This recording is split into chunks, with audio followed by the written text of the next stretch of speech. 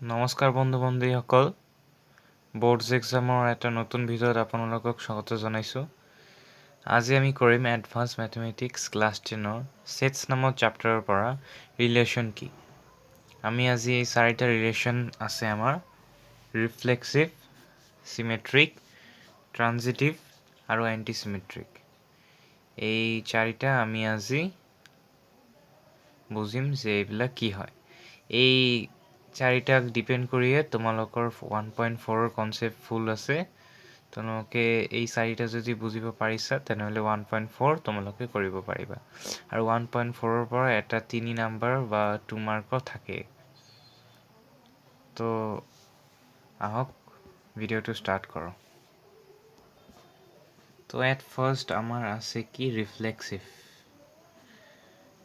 At first আছে আমাৰ reflexive. তো আমি আগতে ৰিফ্লেক্সিভটো বুজিম।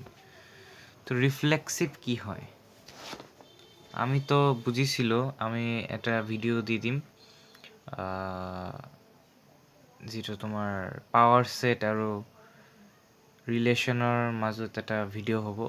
তাতে তোমালোকে এই অৰ্ডাৰ পেয়াৰ যিটো আছে A, B এই অৰ্ডাৰ পেয়াৰৰ এইটো পাই যাবা। আমি সোনকালে এইটো ভিডিঅ' বনাই দিম।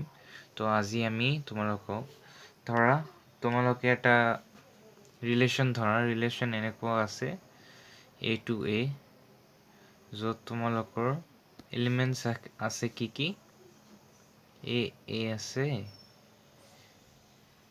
B আছে, C আছে, etc. আৰু তোমাৰ Aত কি আছে? Aত আছে তোমালোকৰ A আছে, B আছে, C আছে। আৰু এইটো যে ৰিলেশ্যন আছে এইটো কি আছে? A into A relation. তো তোমালোকে এতিয়া দেখা A into A ৰিলেশ্যনত ইয়াতে এলিমেণ্ট আছে A, B, C। A আছে, ডাবল ডাবল আছে, B ডাবল ডাবল আছে, C ডাবল ডাবল আছে। তো এইটো ৰিফ্লেক্সিভ হৈ যাব। তোমালোকে এতিয়া বুজি নাপাবা, আৰু এটা উদাহৰণ দিলে গম পাবা। মই আৰু এটা উদাহৰণ দিলোঁ AC, BC, AA।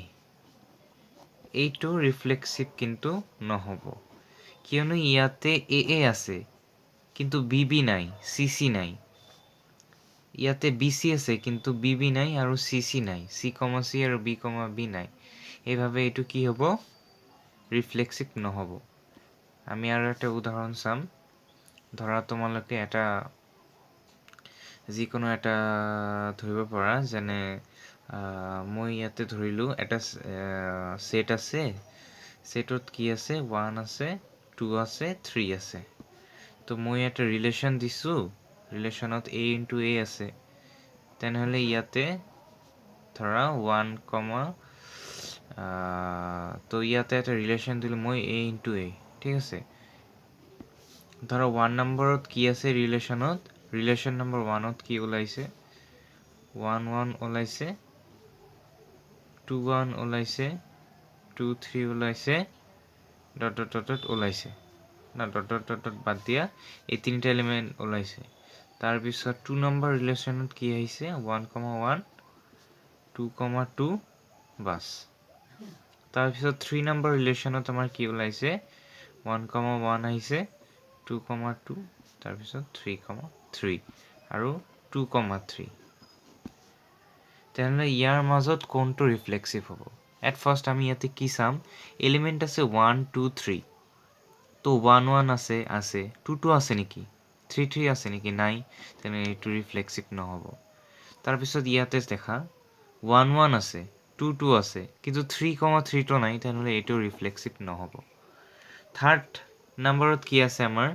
1 1 আছে, অ'কে, 2 2 আছে, অ'কে, 3 3 আছে, অ'কে। তেনেহ'লে এইটো ৰিফ্লেক্সিভ হ'ব, কিন্তু ইয়াতে 2 3ও আহি গৈছে। এতিয়া বহুতে ভাবিয়া যে এইটো ৰিফ্লেক্সিভ নহ'ব, কিন্তু এইটো ভুল। এইটো ৰিফ্লেক্সিভ হ'ব, কিয়নো তোমালোকে অকল চাব লাগে যে এই তিনিটা আছে না নাই। এই তিনিটা যে এলিমেণ্ট আছে, এই তিনিটাৰ অৰ্ডাৰ পেয়াৰ আছে না নাই। যদি থাকে এইটো হ'ব, নিশ্চয় হ'ব। কিন্তু যদি কিবা এক্সট্ৰা থাকে তথাপিও তোমালোকে এইটো চাব নালাগে। যদি তিনিটা আছে তেনেহ'লে গোটেই নাম্বাৰত যদি অৰ্ডাৰ পেয়াৰ আছে তেনেহ'লে এইটো ৰিফ্লেক্সিভ হৈ যাব। তো এইটোৱে আছিল তোমালোকৰ ৰিফ্লেক্সিভ। আজিৰ ফাৰ্ষ্ট পাৰ্টত এইটোৱে ডিছকাছ কৰিলোঁ।